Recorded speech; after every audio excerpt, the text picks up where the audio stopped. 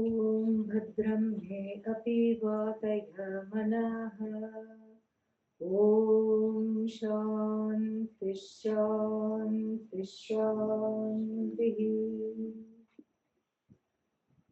मनोबुद्ध्यहङ्कार चित्तानिनाहम्। मनोबुद्ध्यहङ्कार चित्तानिनाहम्। न च श्रोत्रजिह्वे न च घ्राणनेत्रे न च श्रोत्रजिह्वे न च घ्राणनेत्रे न च व्योमभूमिर्न तेजो न वायुः न च व्योमभूमिर्न तेजो न वायुः चिदानन्दरूपः शिवोऽहं शिवोऽहम् चिदानन्दरूपः शिवोऽहं शिवोऽहम्. The last line is what we have been looking at.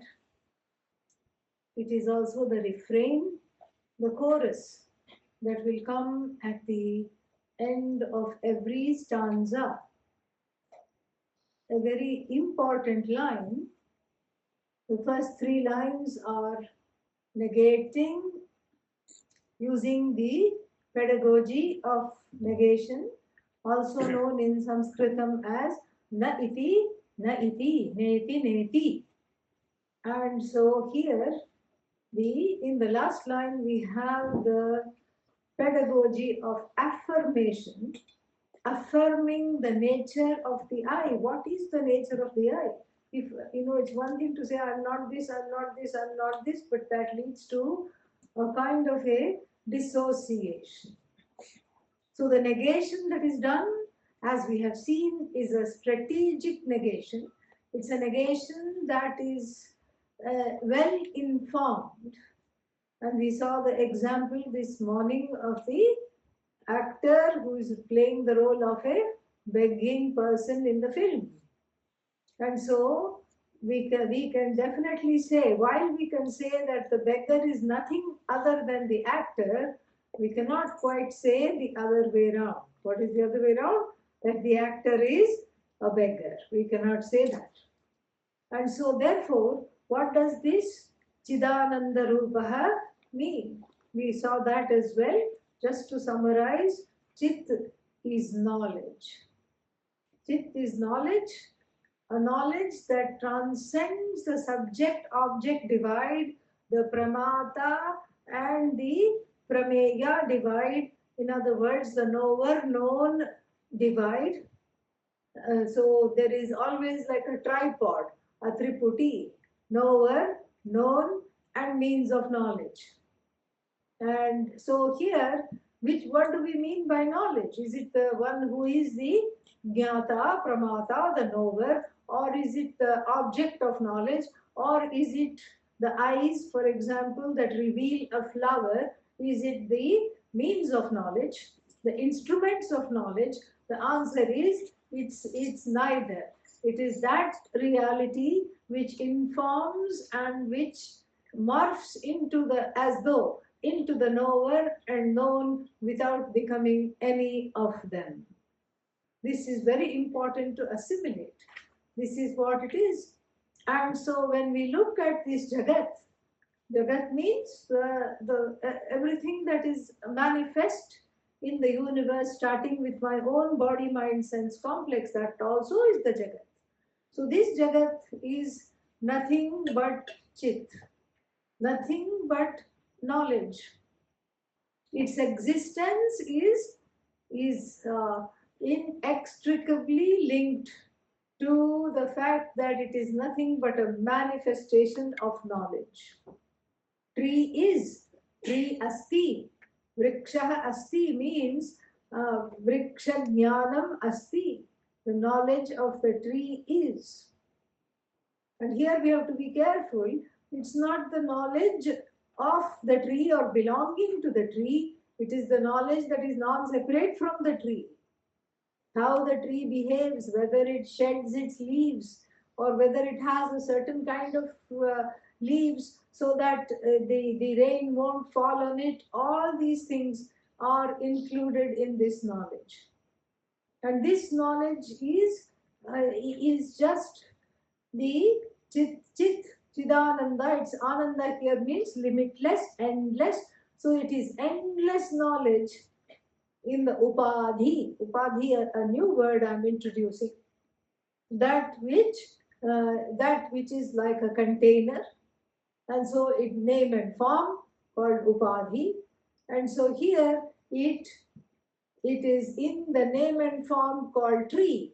This endless knowledge is in a particular name and form called tree. So the whole Jagat is like that.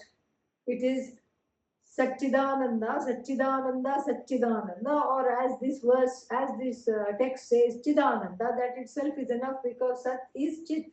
When we say existence, the nature of this existence is all knowledge, and so therefore the whole Jagat is nothing but Chidananda, limitless knowledge plus any name and form. And what kind of a plus is it? It's a value added plus. Because if you say infinite plus name and form, that name and form makes no difference to the infinite. So it's like saying infinite minus 100. What is that? Infinite. Infinite plus 10,000. Still infinite. So the plus doesn't make any difference here. It's just an adornment. It's a alankara. The name and form is just an adornment to this Chidananda, which is my Swarupa.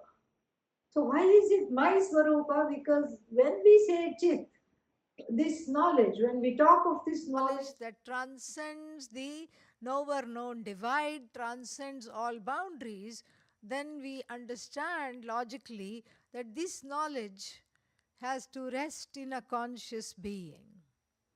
There is no knowledge without a sentient being. In fact, the sentient being itself is the manifestation of this knowledge. And here is where, in the last line, we encounter a Mahavakya, a sentence that equates Ishvara with the complaining, jaded, faded Jiva. That, that we have to see. But here, let us just look at Chidananda and then we will see the last part, which is Shivoham, Shivoham. So, this Chidananda is just manifest knowledge, manifest existence in a particular name and form. This may be difficult to wrap our heads around it because our thinking is all wrong. That is why we need to do lots of headstands to correct the thinking and to give some blood to the head so that the thinking is corrected. So, like for example, we say a very common expression, clay pot. So we say clay pot. Now here, in this expression, in this phrase, clay pot, what is the substantive? What is the noun? Pot. And what is the adjective? Clay. Now here this is a very big problem from the standpoint of Vedanta. This is an extremely difficult problem. Why? Because is pot an attribute of clay or is clay an attribute of pot? It's a very good question. Because we can just say yatra yatra pot, tatra tatra clay. See, Sanskrit is so easy. So wherever there is pot, there is clay. We can say that. So that means what?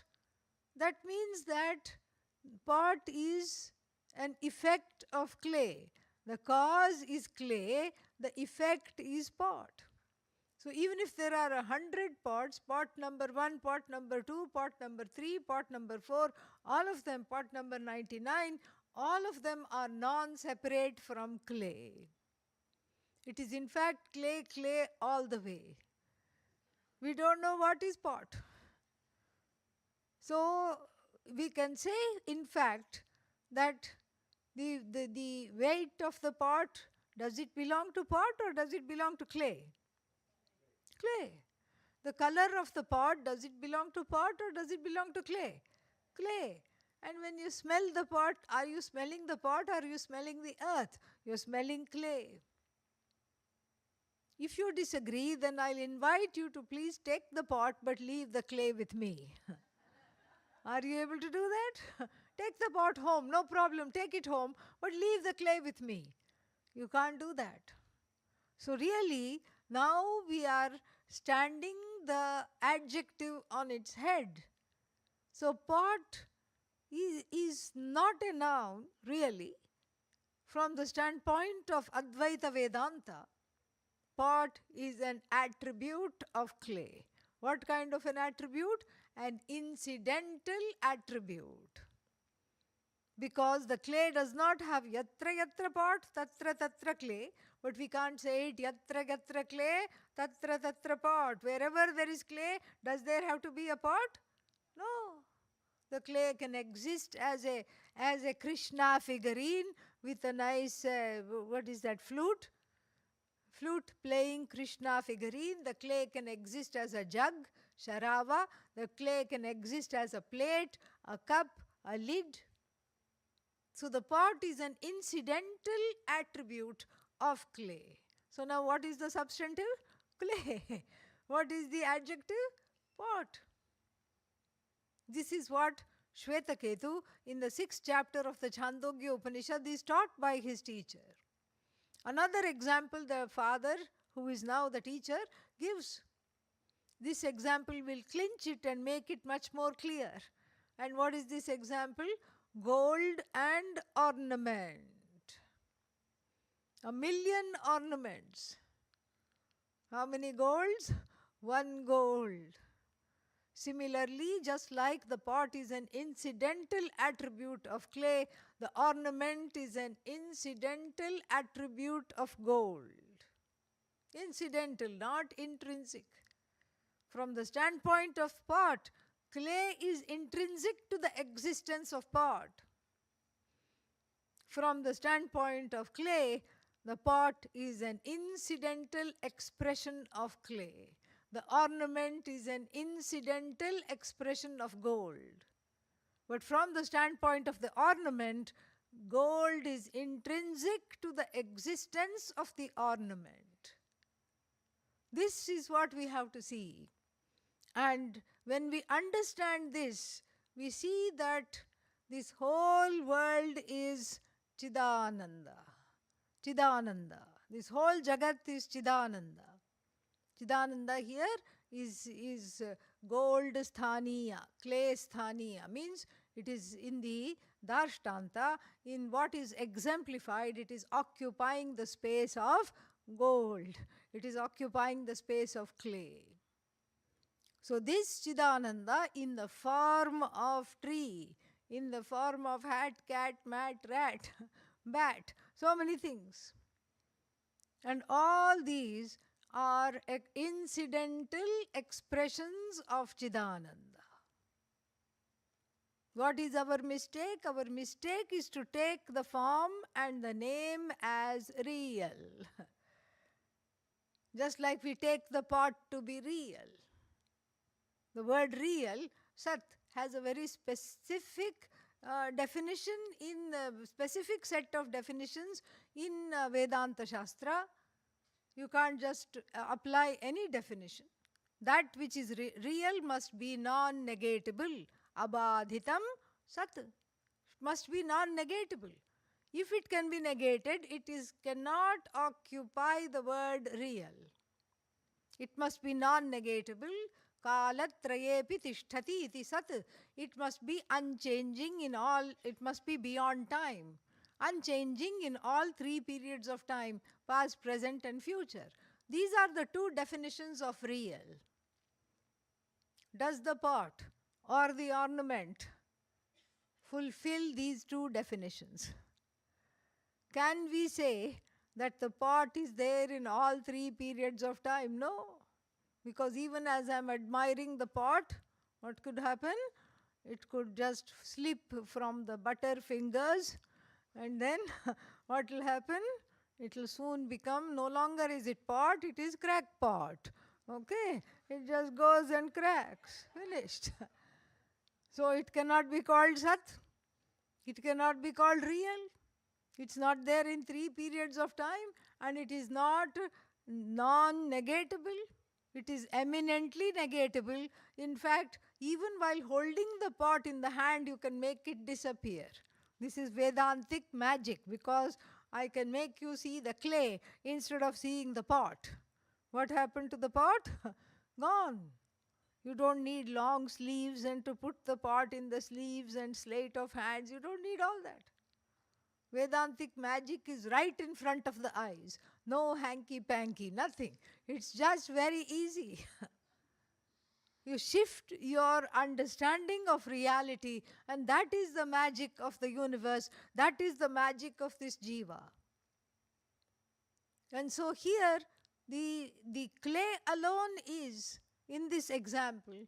And similarly, when we extrapolate this example to the question of Jagat, all that is there is Chidananda. This Chidananda is Sat, unvarying, unchangeable, and beyond time. And also what else? That which cannot be negated. Chidananda cannot be negated because the one who negates is what? Chidananda. So the Chidananda cannot negate itself. And so the Chidananda plus name and form.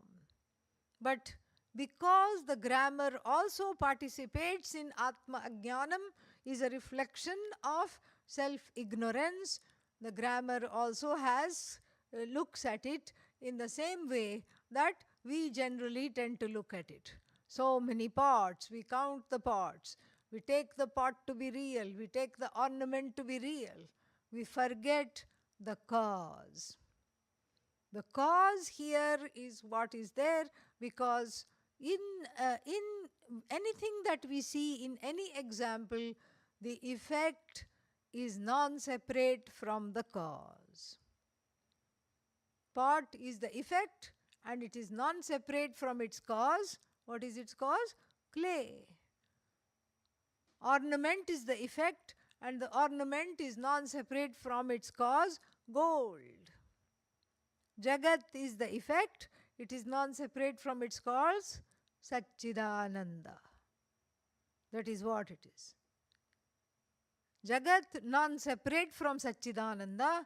In fact, we can easily say the whole universe is Satchidananda, but Satchidananda being limitless is not the universe. It transcends all names and forms. But because of our limitations in understanding, we take the name and form to be real because it is tangible, and then we forget all about that which is its cause. Everywhere it's like this. So the shirt is the effect, fabric is the cause. It's a shifting cause, effect.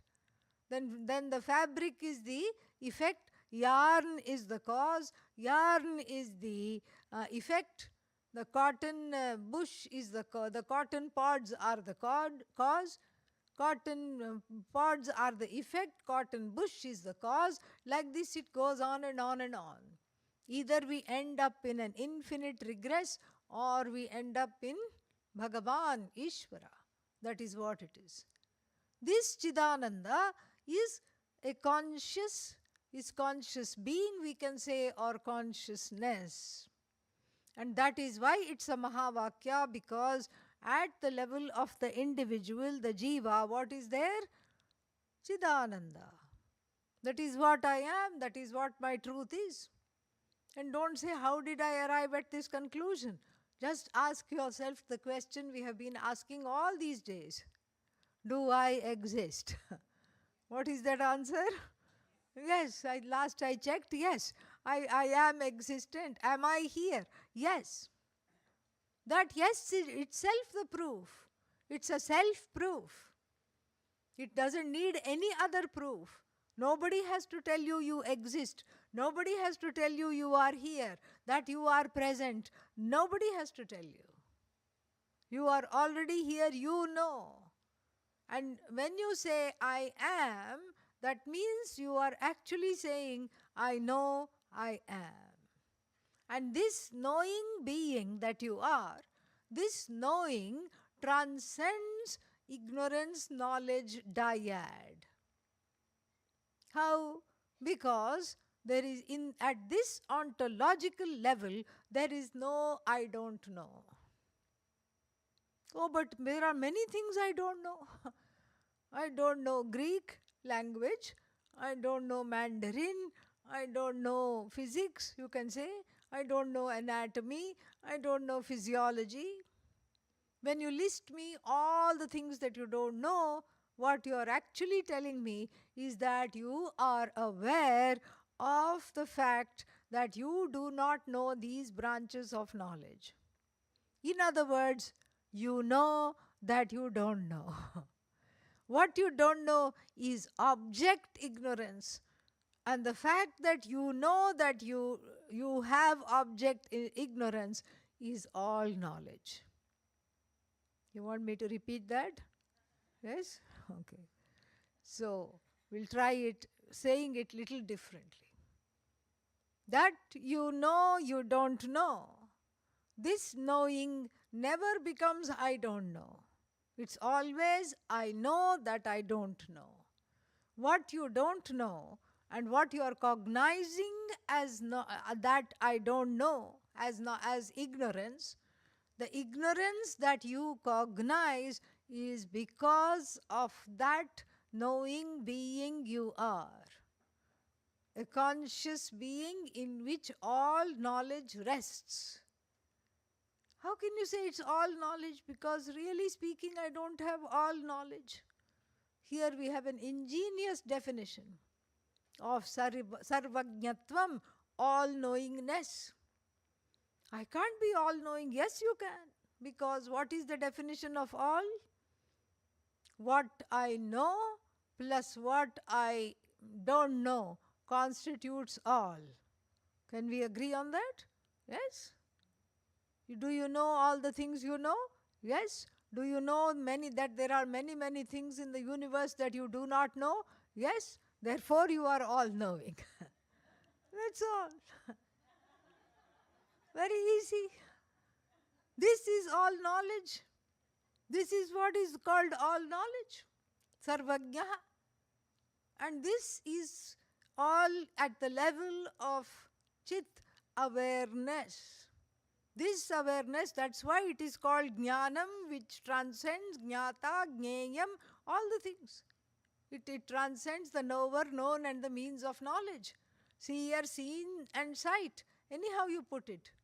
Thinker, thought, all these things it transcends because it's a knowing that is intrinsic to my very being, cannot be separated from my very being.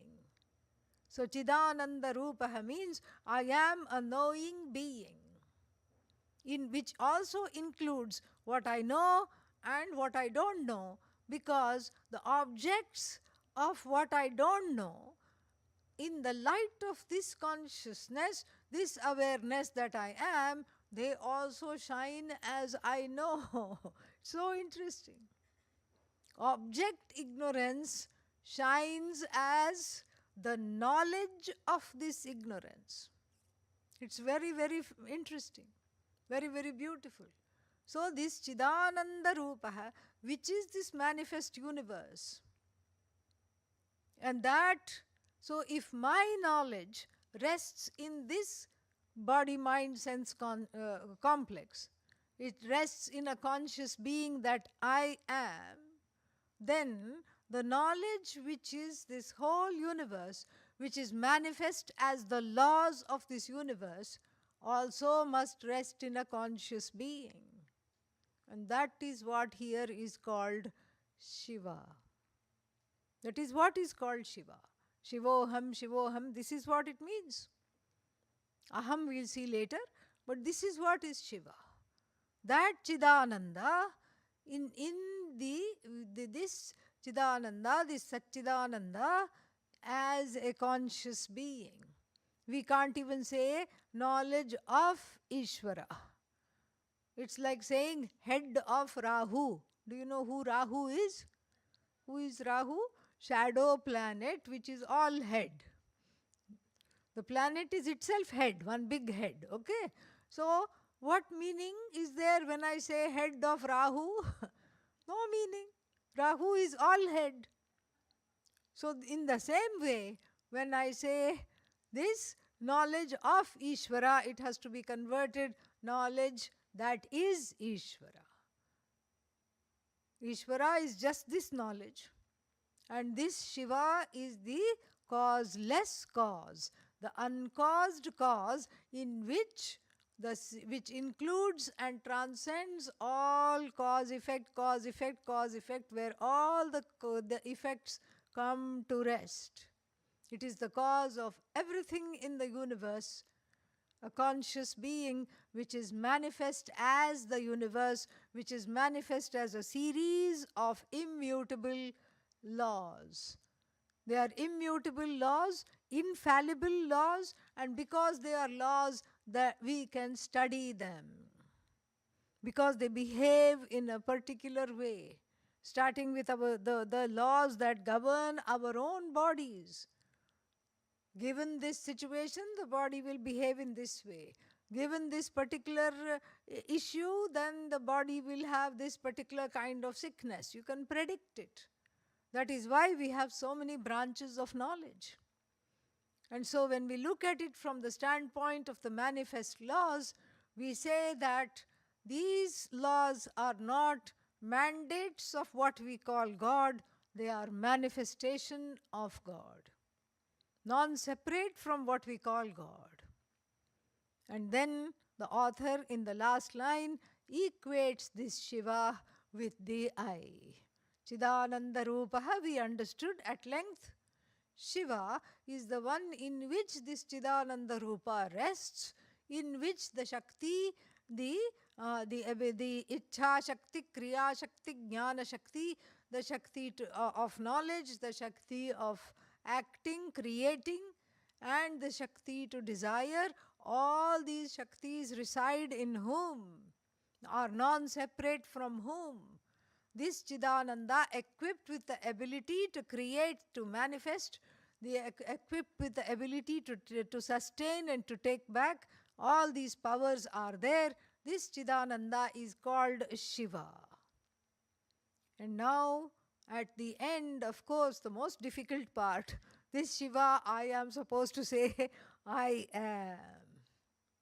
Of course, this is very difficult to take literally, because in one go we can see, what do I have in common with the maker of the universe? The answer is nothing. Nothing at all. If you look at it, vachyarthena, from the standpoint of the direct meaning of the words, you can never say, I am God. Unless the G is silent, then you can say, I am odd. Yes, no problem. Yeah, you can say, I am odd. But at no time you can say, I am God if you are taking it directly. Either you should have self-knowledge, or one should be a little off to say that, but you can't really say that and mean that. Because the divide is so much. Bhagavan, Ishvara, God is the creator of this entire universe, which is intelligently, infallibly put together. It is just so amazing. It's endlessly intelligent, endlessly existent. And it is so beautiful, beautifully put together without a mistake. This is Bhagavan, the creator of the universe. What am I the creator of? Confusion at best. That's all. I can at best create some confusion. That's all. Bhagavan is flawless, does not make a mistake. And what is that? I have so many mistakes. Sometimes I wonder if I myself am a mistake. This is what sometimes I doubt. And so this is such a big divide. And then my knowledge, what is my knowledge? The knowledge of the individual? Finite. Up to the next question. Immediately the ignorance shines. You ask one more question and the answer is, I don't know. I don't know. Why do the waves behave like this? I don't know. Oh, it has something to do with the moon. Okay, why does it have something to do with the moon? I don't know. I don't know. And what is Bhagavan on this other side? I know the answer to everything. And so, in other words, Bhagavan is omniscience personified. Bhagavan is omniscient. And what is this individual? Struggling to spell the word omniscient. Always I before E, except after C. Okay, what is this? How? Here it seems to be here it seems to be an exception. What to do? Look at this divide, huge, unsurpassable from the face of it. And Bhagavan is all. I am what? At best small. Small knowing, small pervasive. Bhagavan is all pervasive. And so that's why I suppose the author has repeated Shivoham twice. Because the first time you have to do a double take. Like, no, it must not be me. It must not be me. It's like some celebrity. You go to see some celebrity. You don't expect them to recognize you at all. They don't know you at all. And they just go like this, come here. And you don't think it's you. You look back thinking it must be somebody else. So that's why perhaps the expression Shivoham, Shivoham, maybe we have to keep on saying it. Maybe you have to keep on saying it because the first time it's just like a shock. How can I be this Shiva? If this Shiva is blemish free, auspicious, free of punya papa, free of all karma, all knowing, magnificent, flawless, endowed with endless Shaktis, eternal, free of time, free of space. And what am I? The total opposite of all these dharmas. Of course, the question arises, how can I be Shiva? Therefore, the expression Shivoham, Shivoham cannot yield a literal meaning.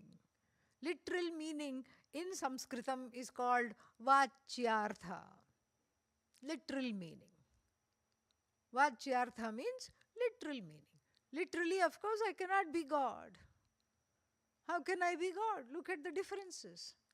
From this the standpoint of this body-mind-sense complex, I cannot be God at all. How can I be God? The very idea is preposterous. But since this is the Shastra, since all the Granthas, the secondary texts like this text, take after the Upanishads and only unfold the oneness that is there in the Upanishad between the Jiva and Ishvara, therefore we have to take this seriously and look at a deeper meaning called Lakshyartha, implied meaning. The literal meaning does not work. The literal meaning only shows an endless chasm bigger than the Grand Canyon. It cannot be bridged. So therefore we have to take recourse to what is known as the implied meaning of the words. And at this level, there can be a oneness. And how do we look for the implied meaning? It all rests on the word chit. That is what it is. Arriving at the implied meaning means that we have to look at the jiva's side from the standpoint of this sad, bad, mad body-mind-sense complex and the one who occupies it. And then we have to also look at, from the standpoint of Ishvara, this endless being, this endless conscious, all-powerful, all-pervasive being, whose Shakti is manifest as this universe, that also we have to look at. And when we say look at, it means we do the same thing that this verse has done. We cognitively negate the variable and just hang on to the invariable. Here in this verse, what have we negated? I am not the mind, I am not the senses, I'm not the buddhi, I'm not the ahankara, all this. And what is left? What is left? Consciousness. That is all that is left. Chit is left. Sat also we cannot say. Chit is what clinches this oneness. Because I am a conscious being. In fact, I am aware of everything. I am aware of myself. Everything becomes evident to me. So therefore, this awareness does not drop. The body drops. Because the body is time bound, everybody knows. We don't look for immortality at the level of the body. The mind drops. In fact, the mind is already gone. And then the senses go. The senses keep going. That's why we keep needing aids. First we need glasses, then we need hearing aids, then we need so many other aids. And so the senses go, and then the body goes, mind goes, senses go. But the one who says all this is going, that witness does not go. That witness, that the content of this witness, the truth of this witness is invariable consciousness. So now, when we look deeply into the jiva, the implied meaning of this, the word individual or jiva is what? Chidananda. Endless consciousness. A consciousness that has no beginning, no end, plus name and form. But the name and form are variable. We have to let go of that. Then we come to Ishvara's side, because there is an equation that is being made between Shiva and Aham. From the Aham side, we have seen what needs to drop are all the things that are variable, they need to go. And from Ishvara's side, also we need to do the same thing. Whatever is variable needs to go. Oh, how can Ishvara be variable? There is nothing variable about Ishvara. Well, the status of creator is variable because the creation comes and goes. When there is creation, then you can talk about a creator because it is a relative definition, is it not? If there is no creation, can you call somebody a creator? No. Just like a king without a kingdom. In India, there are many because after independence, they were just given some kind of a purse and allowed to keep their palaces. But really, there are no kingdoms. They were allowed to keep their titles, that's all. But generally, we don't have a king without a kingdom. We don't have a creator without that which is a creation. But we know that the creation comes and goes in cycles. Yugas, kalpas, these are all chunks, big blocks of time. So at the end of the kalpa, everything resolves. There is no creator, created, divide. All that is there is what? What is invariable here? Chit. Chit consciousness, awareness. Endless consciousness, Chidananda. The status of Shiva is, we can say Bhagavan, Ishvara, with respect to the created universe. It is just like that. So that which is left when we resolve the equation on the side of the jiva and on the side of Bhagavan is what? Satchidananda. Chidananda. That is what is.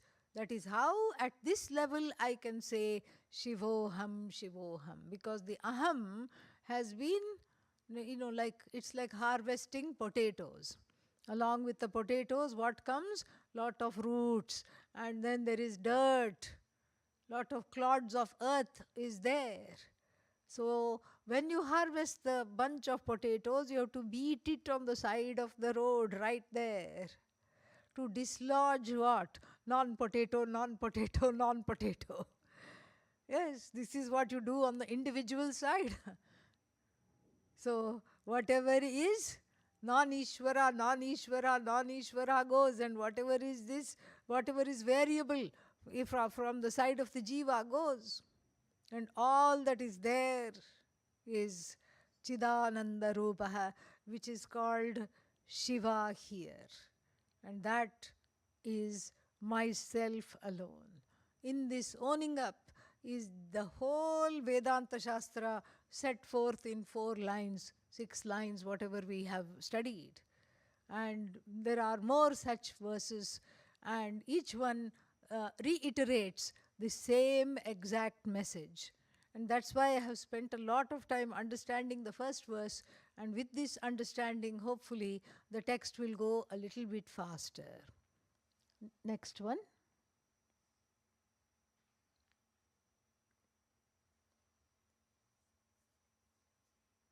न च प्राणसंज्ञो न च प्राणसंज्ञो, little over. Scroll it down, please. This is the 4th verse. We need the second one. Yeah, this one has to come up. No, it again skipped a little bit. Yeah. It has a little problem. Doesn't matter. न च प्राणसंज्ञो न वा पञ्चवायुः न वा सप्तधातुर् न वा पञ्चकोशः न वाक्पाणिपादम् न चोपस्थपायु चिदानन्दरूपः शिवोऽहं शिवोऽहम्.